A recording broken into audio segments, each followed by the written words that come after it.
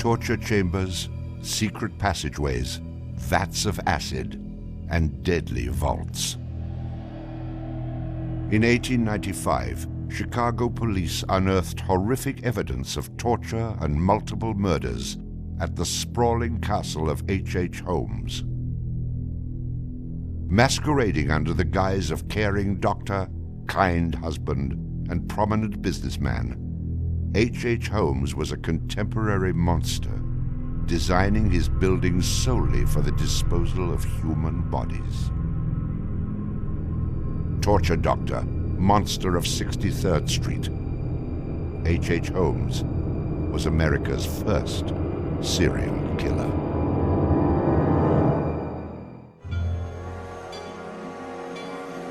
Just south of Chicago, the suburb of Englewood was thriving with commerce. The train station itself had 9 leading lines of railway and over 100 trains stopping there every day. No other suburb of Chicago had this luxury. Dr. Henry Howard Holmes, a pleasure to meet you. Arriving in Chicago, Holmes finds work immediately at the E.S. Holton drugstore, located at the southeast corner of 63rd and Wallace in Englewood. Several months later, Everett Holton dies of supposed natural causes. Then Claire Holton, his wife, disappears after selling the drugstore to Holmes. Owning the drugstore, Holmes had a steady flow of cash. He would often purchase and resell goods and properties under his numerous aliases. In addition to scamming creditors, Holmes obtained his funds from other phony inventions, such as a mineral water elixir, which in reality was obtained from the city's water supply. 1888, Holmes secures a lease on the vacant property across the street from the drugstore, the southwest corner of 63rd and Wallace. It is here that Holmes will make his horrific dreams come true. He will construct a building for which the entire world will remember him. Fantasies start very young, and so what he did then was he took a step furtherance of his fantasies to make it reality. And probably, if we had done a little bit of investigation back then, we would have seen things like his plans, but not just plans for a building, because we'd expect to see architectural plans, but plans for his torture rooms. For the suburb of Englewood, the building Holmes is erecting at 63rd and Wallace is a massive construction project. Day after day, passers-by stop to gaze at the spectacle of the many laborers working together to create a magnificent new edifice in their neighborhood. Englewood residents were so impressed with the massive building that they named it the Castle. From its outward appearance, it seemed rather normal. But like the duality of Holmes, the exterior and interior of the building were extremely different. Holmes himself was the architect of the building.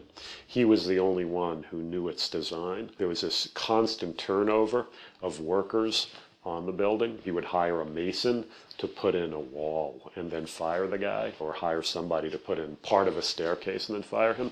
And there seemed to be several very sinister reasons behind that. One was he managed not to pay a lot of these people because he was always claiming that they were doing incompetent work. But the other, much more insidious reason was that no one except him really had a clear idea of what the structure of the interior of the house was.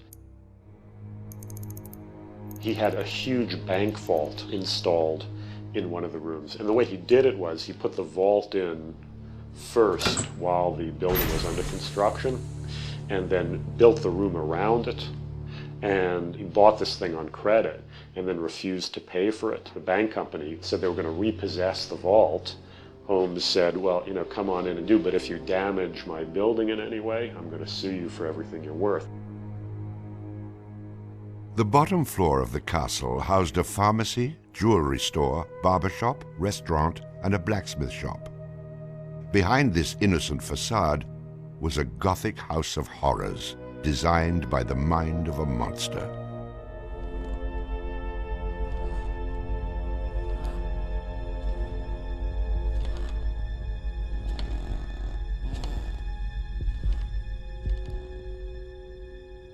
The third floor seemed innocent enough, containing rented rooms, legitimate offices, and Holmes's own bedroom.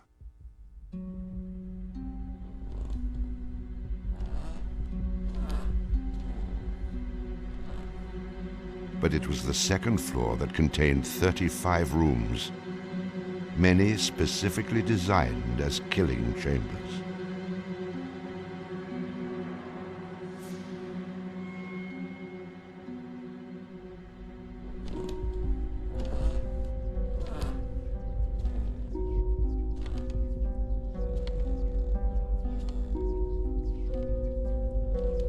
Disorienting unsuspecting victims, the labyrinthian construction contained numerous staircases and doorways that led nowhere.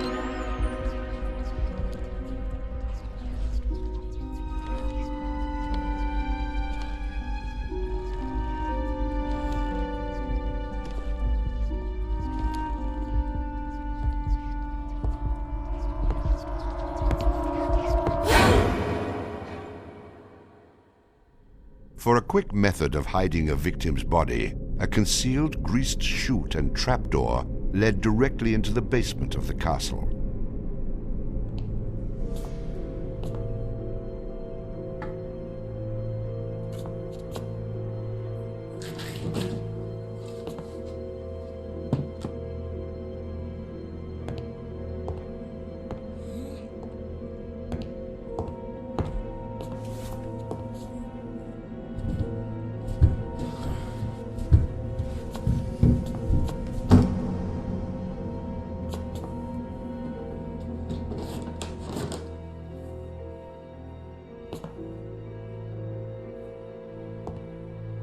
The basement held the most terrifying rooms, resembling a medieval torture dungeon. Acid vats, quicklime pits, and a crematorium disguised as a glass-bending furnace were Holmes's favorite methods of immediate body disposal.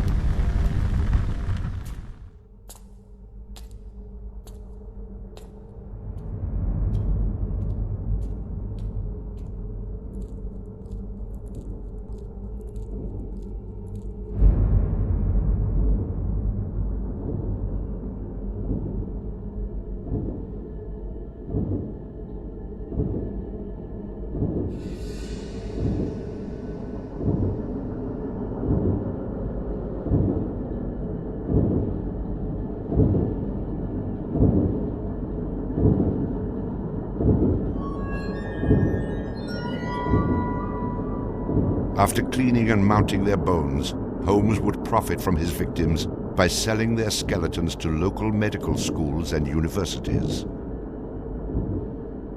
Holmes would make a killing in Chicago, financially and literally.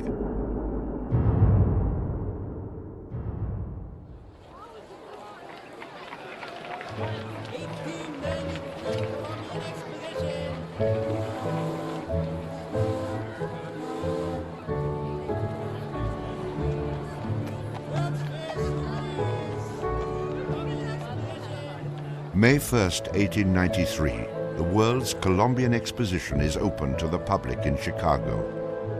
Spanning 600 acres, sprawled out along beautiful Lake Michigan, the magnificent fair is a monumental sight to behold. Over 20 million people from around the world would attend the dazzling World's Fair between May 1st and October 30th, 1893.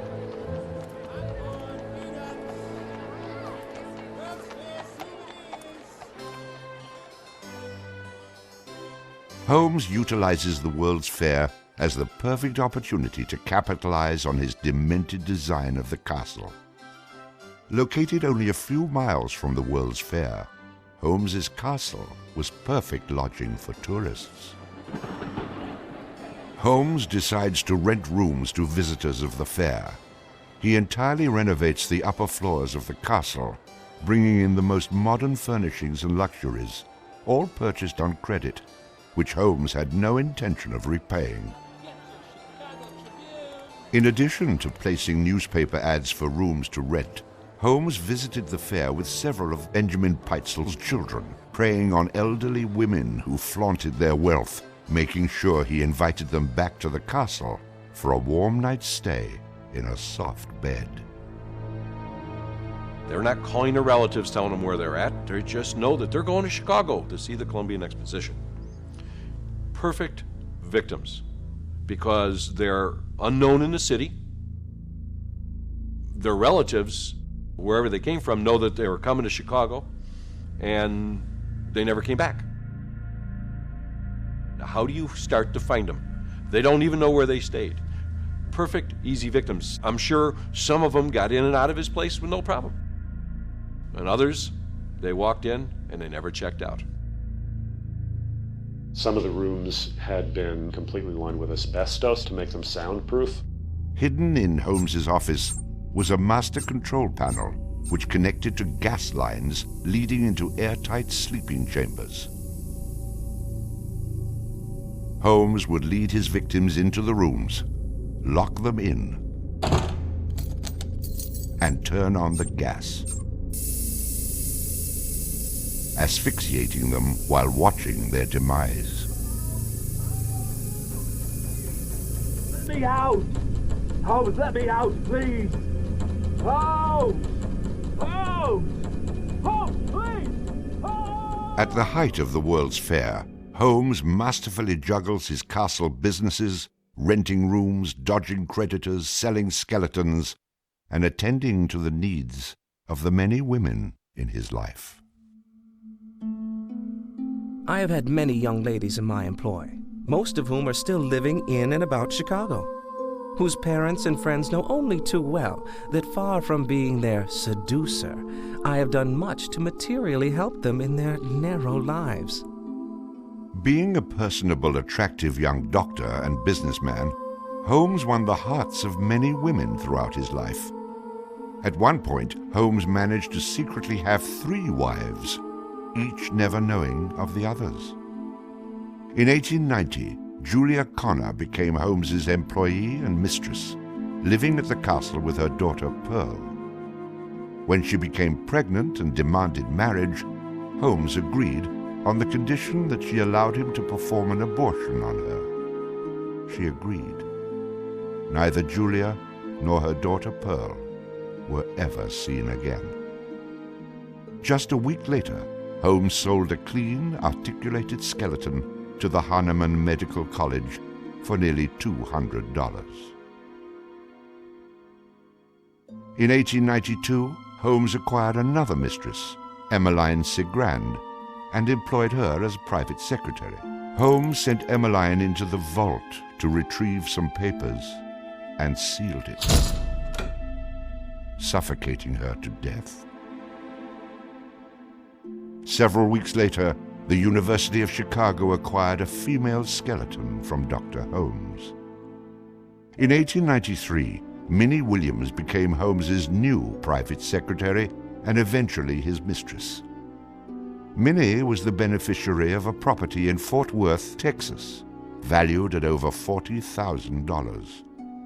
Holmes murdered Minnie and her younger sister Nanny after having Minnie sign over the Fort Worth property to him.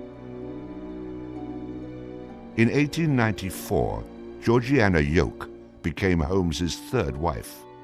He married her under the name Henry Mansfield Howard. Like his other legitimate wives, Georgiana lived out her entire life. On July 19, 1895, Chicago police enter the Holmes castle. The world would now learn of the horrors that the castle had kept secret for so very long.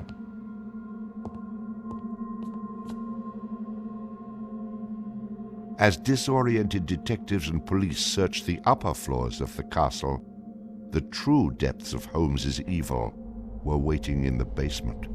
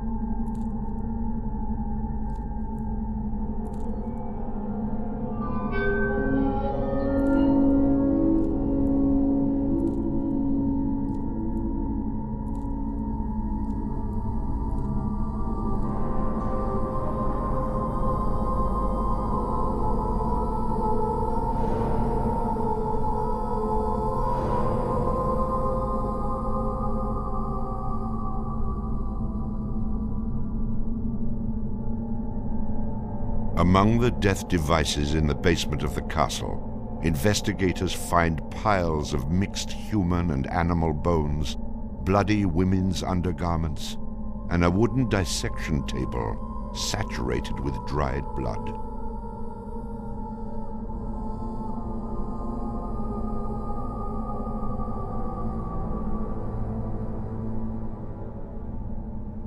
Chicago police were inundated with names of people reported missing from the World's Fair. 50 missing people were eventually traced to the Castle of Horrors. The evidence, blood and bones found in the basement posed a problem for 19th century criminal investigative techniques.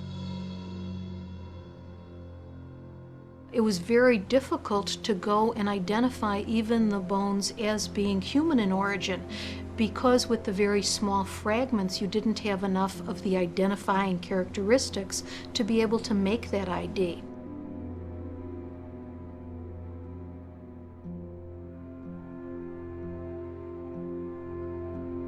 The world is now calling Holmes the monster of 63rd Street, torture doctor, and the modern Bluebeard. Overnight, Holmes transforms from arch-swindler to arch-fiend. A Chicago journalist calls Holmes a multi-murderer. The Holmes case generated this incredible amount of national attention and really international attention. Really in his own time and in America, Holmes was much more notorious and more widely known than Jack the Ripper, who was a contemporary of his.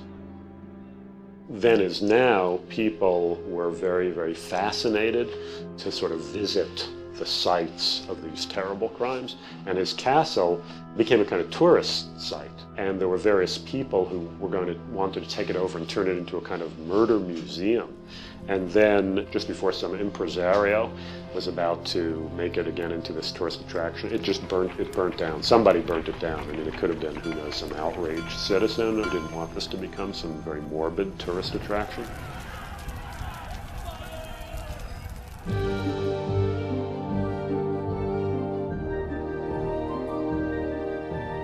Holmes's trial was kind of the O.J. Simpson trial of the day. It just generated this huge amount of publicity. The case had become a kind of national obsession. Of course, there wasn't CNN or Court TV back then, so it couldn't be covered quite as relentlessly, but it was covered very, very extensively. There were true crime books and pamphlets and all kinds of stuff. And Holmes himself had become a sort of folk figure almost, you know, the sort of national boogeyman.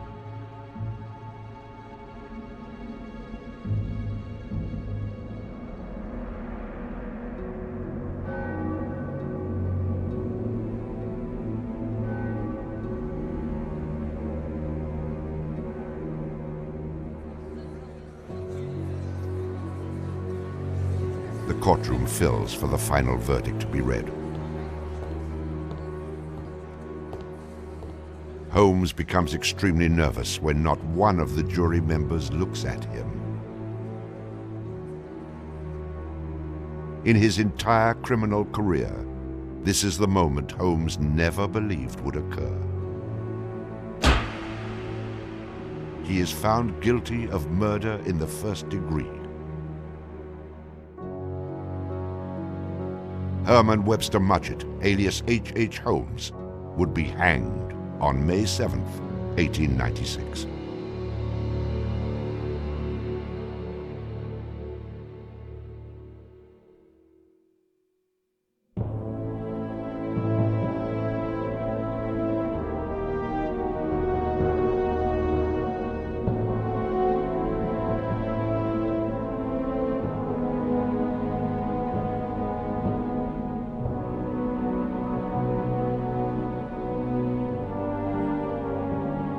While Holmes was in jail, awaiting the execution of the sentence, he was made an offer by William Randolph Hearst, supposedly for a significant amount of money, to provide his confessions. Holmes, who had already issued about a half a dozen completely self-contradictory versions of his crimes, clearly at this point felt he had nothing to lose. He was going to die anyway. In this confession, he did a complete about-face and portrayed himself as the worst monster who ever lived. He just basically confessed to every crime anybody had ever suspected him of and threw in a few more for good measure. He's reliving the fantasies after the fact now. He's reliving the fantasies of things that he did. She was very willing to do this and prepared to leave the vault upon completing the letter, only to learn that the door would never again be opened until she had ceased to suffer the tortures of a slow and lingering death. The partial excavation in the walls of this room found by the police was caused by Latimer's endeavoring to escape by tearing away the solid brick and mortar with his unaided fingers. I closed the door and turned on both the oil and steam to their full extent. In a short time, not even the bones of my victim remained. It was the footprint of Nanny Williams that was found upon the painted surface of the vault door, made during her violent struggles before death. Only one difficulty presented itself. It was necessary for me to kill him in such a manner that no struggle or movement of his body should occur.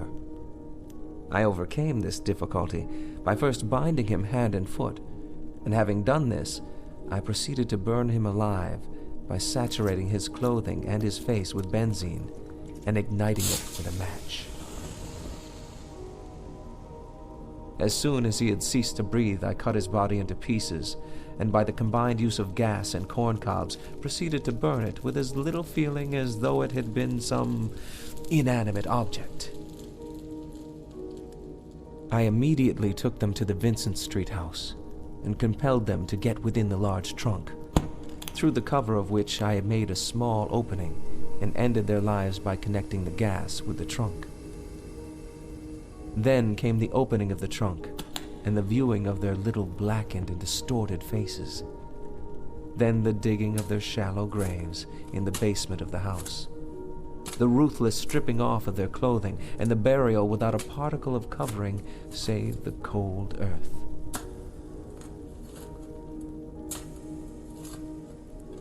I am convinced that since my imprisonment, I have changed woefully and gruesomely from what I was formerly in feature and figure. My features are assuming a pronounced satanical cast. My head and face are gradually assuming an elongated shape. I believe fully that I am growing to resemble the devil.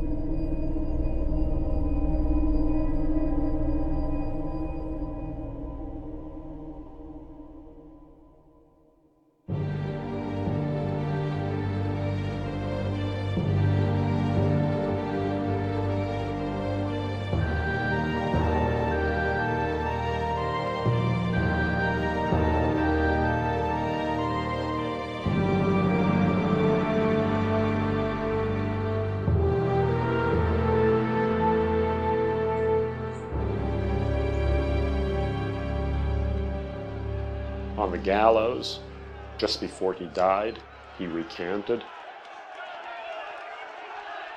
He claimed that the confession that he had published was a complete fabrication. The extent of my wrongdoing in the taking of human life consists in contriving the killing of 2 women that have died at my hands as a result of criminal operations. That is all I have to say.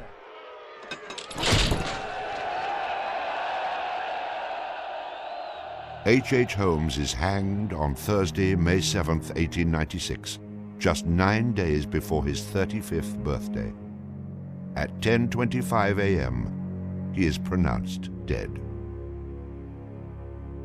He was very concerned that after his execution, his body would be dug up either by medical men seeking to dissect his brain and find out what made him tick, or just ghoulish sort of, souvenir hunters, and he requested that he be buried within a big slab of concrete, which he actually was. One of the things about Holmes is that nobody knows for sure how many people he actually killed. Although in my researches, which were pretty, I feel, thorough and extensive, it seemed very clear to me that he murdered at least 9 people. There have been stories that he killed 50, 100, countless people, particularly in Chicago at the height of the World's Fair.